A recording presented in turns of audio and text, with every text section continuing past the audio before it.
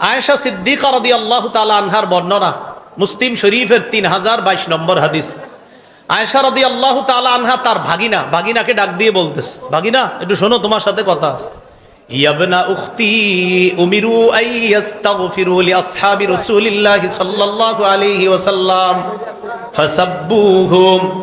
ভাগিনা, দুঃখের কথা, মানুষকে আদেশ করা হয়েছে তারা যেন সাহাবীদের জন্য আল্লাহর কাছে বেশি ক্ষমা চায়। ভাগিনা, দুঃখের কথা শোনো। আয়েশা রাদিয়াল্লাহু তাআলা আনহা বলেন, মানুষকে আদেশ করা হয়েছে তারা যেন সাহাবীদের জন্য ক্ষমা প্রার্থনা করে, এটা না করে তারা সাহাবীদেরকে গালি দেয়। আম্মাজান আয়েশা রাদিয়াল্লাহু তাআলা আনহা এই বক্তব্য যে তারা সাহাবীদের জন্য ক্ষমা প্রার্থনার পরিবর্তে তারা সাহাবীদেরকে গালি দেয়।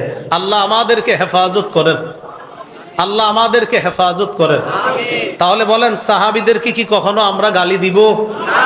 বলেও সাহাবায়ে কেরামকে গালি দিব না, ঠিক আছে না ইনশাআল্লাহ? খতিব সাহেবরা প্রত্যেক জুমার মধ্যে খুতবার দিতা, ফামান আহাব্বাহুম ফাবিবুগদি আবগাদাহুম।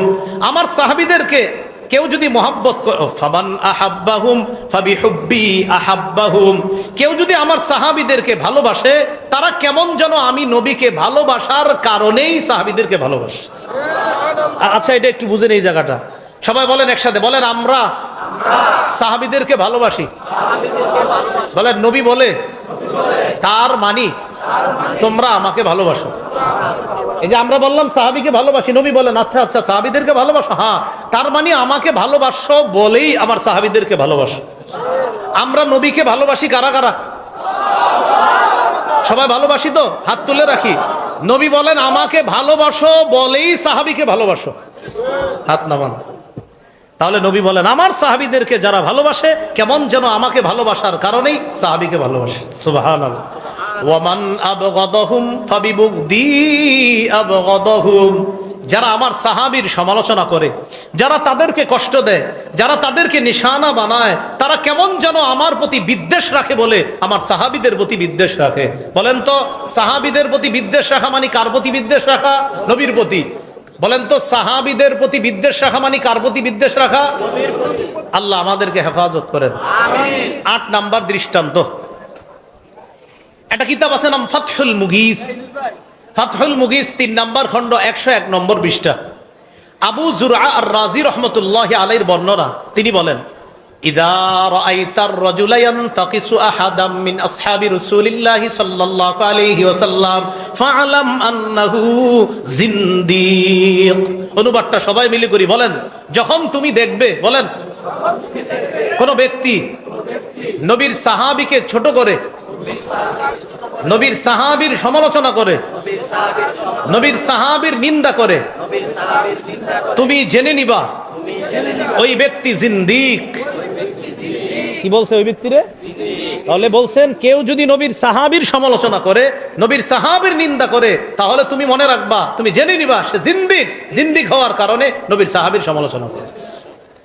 আল্লাহ আমাদেরকে হেফাজত করেন, আমিন। মনে আসেনি কয় নাম্বার আলোচনায় ছিলাম? 8 নাম্বার। 8 নাম্বার আলোচনা, নবীর সাহাবীদেরকে গালি দেওয়া যাবে না। এখানে দৃষ্টান্ত দিলাম 8টা। সর্বশেষ আলোচনা 9 নাম্বার।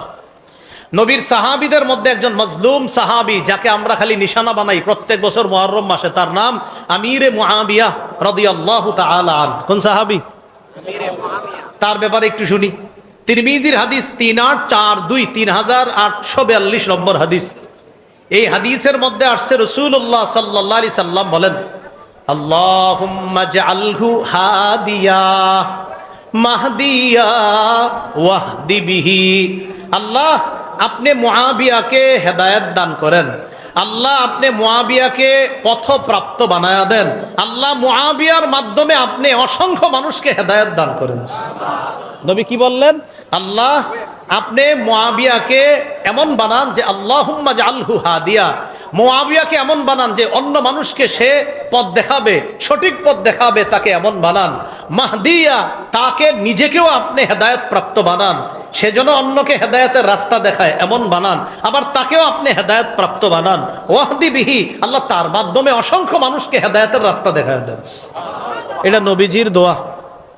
আর একটা দৃষ্টান্ত নেই আমরা। আবু সুফিয়ান রাদিয়াল্লাহু তাআলা আনহু হলেন আমিরে মুআবিয়া রাদিয়াল্লাহু তাআলা আনহুর বাবা। মুআবিয়া রাদিয়াল্লাহু তাআলা আনহুর পিতার নাম কি? আবু সুফিয়ান রাদিয়াল্লাহু তাআলা। এই আবু সুফিয়ান রাদিয়াল্লাহু তাআলা নবীজির কাছে আয়েশা একদিন বললেন, ইয়া রাসূলুল্লাহ, মুআবিয়া তাজআলুহু কাতিবান বাইনা ইয়াদাইকা। হুজুর, আমার ছেলে মুআবিয়া, তাকে আপনি ওহির লেখক বানায়া দেন। হুজুর, আমার ছেলে মুআবিয়া, তাকে আপনি লেখক হিসাবে গ্রহণ করেন। নবীজি বললেন, ক্বালা নাআম, ঠিক আছে, আমি তাকে লেখক হিসাবে গ্রহণ করে নিলাম। তাকে আমি কি হিসাবে গ্রহণ করে নিলাম? এখন অনেকে আবার প্রশ্ন তুললে, তিনি কি আসলে ওহির লেখক ছিলেন? এটার জবাব ইমাম যাহাবী রহমতুল্লাহি আলাই অনেক আগেই দিয়ে গেছে। তারিখুল ইসলাম কিতাবের নাম, তারিখুল ইসলাম কিতাবের নাম 4 নম্বর খণ্ডে তিনি জবাব দিয়ে দিয়েছেন আমিরে মুআবিয়া সম্পর্কে। একদিন রাসূলুল্লাহ সাল্লাল্লাহু আলাইহি সাল্লাম আব্দুল্লাহ ইবনে আব্বাস রাদিয়াল্লাহু তাআলা আনহু থেকে বর্ণনা, তিনি বলেন, দাআনি রাসূলুল্লাহ সাল্লাল্লাহু আলাইহি ওয়াসাল্লাম ওয়া আনা আকতুবু ওয়া আনা আলআবু। আব্দুল্লাহ ইবনে আব্বাস বলেন, আমি একদিন খেলতেছিলাম, আমি একদিন খেলাধুলা করতেছিলাম, ওই মুহূর্তে নবীজি আমাকে ডাকছে। আমি খেলাধুলা করতেছিলাম, নবী আমাকে ডাকছে। ডাকার পর নবী বললেন, উদউলি মুআবিয়া। ইবনে আব্বাস, একটু মুআবিয়াকে ডেকে আনো তো। সুবহানাল্লাহ। ইবনে আব্বাস, একটু মুআবিয়াকে ডেকে আনো। মুআবিয়া রাদিয়াল্লাহু তাআলা সম্পর্কে নবীর কি ছিলেন? উলামা হযরত না, অন্যরা বলেন, কে বলতে পারবেন? হ্যাঁ, মুআবিয়া রাদিয়াল্লাহু তাআলা সম্পর্কে নবীজির শ্যালক ছিলেন। সুবহানাল্লাহ। বলেন, কি ছিলেন? শ্যালক। আর স্ত্রী ছিলেন কে? উম্মে হাবিবা। এই উম্মে হাবিবা রাদিয়াল্লাহু তাআলা আনহার ভাইয়ের নাম মুআবিয়া রাদিয়াল্লাহু তাআলা, আর তাদের পিতার নাম আবু সুফিয়ান রাদিয়াল্লাহু তাআলা। তাহলে একদিন নবীর শ্যালক, আবার ওহির লেখক। নবীর শ্যালক, ওহির লেখক, আবার নবী তার জন্য দোয়া করছে, সে যেন হেদায়েতের রাস্তা দেখায়, তাকে যেন হেদায়েত প্রাপ্ত বানায়, আবার তার মাধ্যমে অসংখ্য মানুষকে যেন আল্লাহ তাআলা হেদায়েত দান করেন। সুবহানাল্লাহ। তো নবীজি বললেন আব্বাস, ইবনে আব্বাসকে, ইবনে আব্বাস, উদউলি মুআবিয়া, আমার সামনে একটু মুআবিয়াকে ডেকে আনো। তা আব্দুল্লাহ ইবনে আব্বাস বলেন, জানো মুআবিয়াকে কেন ডাকছে? ওয়া কানা ইয়াকতুবুল ওয়াহইয়া। মুআবিয়া ওহী লিখতেন, এইজন্য নবীজি আমার মাধ্যমে মুআবিয়াকে ডাকায় আনিছে, কারণ তিনি ওহীর লেখার কাজ করতেন। তাই নবী প্রায় সময় আমিরে মুআবিয়াকে ডেকে নিয়ে এই ওহী লেখানোর কাজ করাইতেন। সুবহানাল্লাহ। এখন আপনি এমন একজন সাহাবীর সমালোচনা করে ওহিকে প্রশ্নবিদ্ধ করার চেষ্টা না করা। হ্যাঁ, আল্লাহ আমাদেরকে হেফাজত করেন, আল্লাহ আমাদেরকে হেফাজত করেন। সহিহ বুখারীর বর্ণনা 2429 নম্বর হাদিস, আরেক বর্ণনা আসছে 2924 নম্বর হাদিসের মধ্যে আসছে, রাসূলুল্লাহ সাল্লাল্লাহু আলাইহি সাল্লাম বলেন, আউয়ালু জাইশিম মিন উম্মতি ইয়াগজুনাল বাহরা। আমার উম্মতের যেই দলটা সর্বপ্রথম নৌপথে যুদ্ধ করবে তারা জান্নাতি। আবার বুঝেন, আমার উম্মতের যেই দল সর্বপ্রথম নৌপথে লড়াই করবে তারা জান্নাতি। নৌপথে লড়াইয়ের সর্বপ্রথম প্ল্যান যিনি করেছিলেন তিনি আমিরে মুআবিয়া রাদিয়াল্লাহু তাআলা। নবীর এই হাদিসের ভাষ্য অনুযায়ী তিনি একজন জান্নাতি সাহাবী। আমি আগেই বলছি, 10 জন হলো এক হাদিসে বলছে, আর ভিন্ন ভিন্ন হাদিসে নবী বিভিন্ন সাহাবীকে বলছে, ভিন্ন ভিন্ন হাদিসে ভিন্ন ভিন্ন সাহাবীদেরকে নবী জান্নাতি বলেছেন। কথা কি বুঝে আসছে সবার? আল্লাহ আমাদেরকে এই কথাগুলা বুঝে মনে রেখে আমল করার তৌফিক দান করেন। তাহলে বলেন তো, মুআবিয়া রাদিয়াল্লাহু তাআলা আনহুকে কি আমরা নিশানা বানাবো? আব্দুল্লাহ ইবনে আব্বাস রাদিয়াল্লাহু তাআলা আনহুমা তার ব্যাপারে বলছেন, সহিহ বুখারীর বর্ণনা 3765 নম্বর হাদিসের মধ্যে বলছেন, ইন্নাহু ফকিহ। মুআবিয়া একজন ফকিহ সাহাবী, তার সম্পর্কে বলছেন মুআবিয়া একজন ফকিহ সাহাবী। তাহলে আমিরে মুআবিয়া রাদিয়াল্লাহু তাআলা আন, যার ব্যাপারে বলছেন তিনি একজন ফকিহ সাহাবী, তার ব্যাপারে আমরা সমালোচনা করব না। আল্লাহ আমাদেরকে হেফাজত করেন।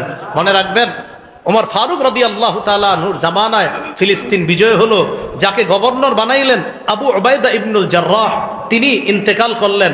তারপরের গভর্নর ইন্তেকাল করলেন, তারপরের গভর্নর ইন্তেকাল করলেন।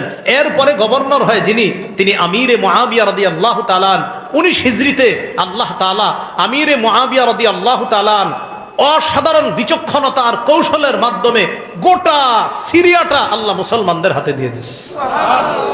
মুআবিয়া রাদিয়াল্লাহু তাআলা। আমি মুআবিয়া রাদিয়াল্লাহু তাআলা সম্পর্কে আলাদা একটা আলোচনা করা, এটা আলাদা একটা সাবজেক্ট, এটা আলাদা একটা বিষয়, যে তিনি কি পরিমাণ অবদান রাখছে মুসলমান জাহানের জন্য, মুসলিম জাহানের জন্য কি পরিমাণ অবদান রাখছে। যাই হোক, আজকে আমাদের মূল অংশটা চলে আসছে, সেটা হলো সাহাবায়ে কেরামের সমালোচনা করা যাবে না। আমি গোটা আলোচনাটা এক ভাবে বলে দেই, সর্বশেষ অনেকে আসছিলেন, খুব মন দিয়ে শোনেন। আমি শুরু করেছিলাম ইমাম শাফি রহমতুল্লাহ আলাইহির একটা বক্তব্য দিয়ে। যারা ছিলেন শুরু থেকে, দেখি তাদের মনে আছে কিনা, ইসলাম কিসের মতো? ঘরের একটা কি আছে? ইসলাম নামক ঘরের দরজা। সাহাবীদেরকে কষ্ট দেওয়া মানে ঘরের দরজাকে কি করা? ঘরের দরজা ছিদ্র করে কি ভালো মানুষ ঢুকে? তাহলে ঘরের দরজা ছিদ্র করা যাবে না। ঠিক আছে, হ্যাঁ। এরপরে আমরা 9টা অংশে আলোচনা করছি। 1 নাম্বার, সাহাবীদের প্রতি খুশি কে? 2 নাম্বার, সাহাবায়ে কেরামের রুকু সেজদার প্রশংসা করেছেন কে? 3 নাম্বার, সাহাবায়ে কেরাম কাদের নির্বাচিত বান্দা?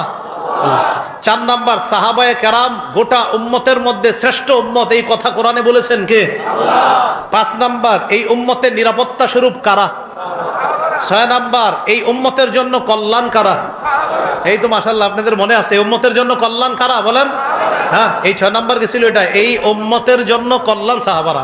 7 নাম্বার, সাহাবীদের মর্যাদা রক্ষা করার আদেশ করেছেন নবী, এটা 7 নাম্বার। 8 নাম্বার, সাহাবীদেরকে গালি দেওয়া হারাম। এখানে আমরা 8টা দৃষ্টান্ত বলেছিলাম, লম্বা আলোচনা। 9 নাম্বার, সাহাবীদের মধ্যে একজন সাহাবী, তার নাম আমিরে মুআবিয়া, তার সন্তানের অন্যায় কর্মকাণ্ডের কারণে বাবা মুআবিয়া রাদিয়াল্লাহু তাআলা আনহুকে অনেকে নিশানা বানায়। এই অংশে আমরা ভুলটা করব না। হুসাইন রাদিয়াল্লাহু তাআলা আনহুর শহীদ, তার শাহাদাত, এটা আমাদেরকে কষ্ট দেয়, আমাদের হৃদয়ে রক্তক্ষরণ হয় তার শাহাদাতে। তার শাহাদাতকে কেন্দ্র করে ইয়াজিদ যে অন্যায় করেছে, কোনো সন্দেহ নাই ইয়াজিদ অন্যায় করেছে। ইয়াজিদের জুলুম নিয়ে অবশ্যই আলোচনা হওয়া দরকার। ওবাইদুল্লাহ বিন জিয়াদের আলোচনা নিয়ে আলোচনা দরকার। শিমারের জুলুম নিয়ে আলোচনা দরকার। এটা কেন্দ্র করে ইয়াজিদের বাবা নবীর জলিল কদর সাহাবী মুআবিয়া রাদিয়াল্লাহু তাআলা আনহুকে আমরা নিশানা বানাবো না, তাকে আমরা সমালোচনার লক্ষ্যবস্তু বানাবো না। আমরা কোন সাহাবীর সমালোচনা করব না, কারণ নূহ নবীর হায়াত পায়াও যদি ইবাদত করি, নবীর আগ অবস্থায় কোন সাহাবী নবীর সামনে উপস্থিত আছে, তারপরেও এই উপস্থিতির মর্যাদার সমপরিমাণ এই উম্মত নূহ নবীর মতো বয়স পেয়েও যদি ইবাদত করে, তাও ওই পরিমাণে বুঝতে পারবে না। মনে আছে না কথাটা? এটা বুঝছেননি সবাই? তো এটা খালি একটু মনে রাখবেন, এখন থেকে বুঝাইবেন এমনি। ভাই শোনো, মনে করো নবীর সামনে এক সাহাবী দাঁড়ায় রইছে, আর নবীজি তার উপর অসন্তুষ্ট, মানে একটু রাগ করছে সাহাবীর প্রতি। এই যে রাগ অবস্থায় নবীর সামনে সাহাবী দাঁড়ায় রইছে, এই অবস্থানটাও এত মর্যাদার। তুমি যদি নূহ নবীর হায়াত পায়া সারা জীবন ইবাদত করি, আমাদের সারা জীবনের ইবাদতের চাইতেও নবীর আগের অবস্থায় যে সাহাবী তার সামনে দাঁড়ানো, এই সান্নিধ্যের সমপরিমাণ বুঝতে পারবো না। এই দৃষ্টান্তটা মনে থাকবেন ইনশাআল্লাহ। আল্লাহ আমাদের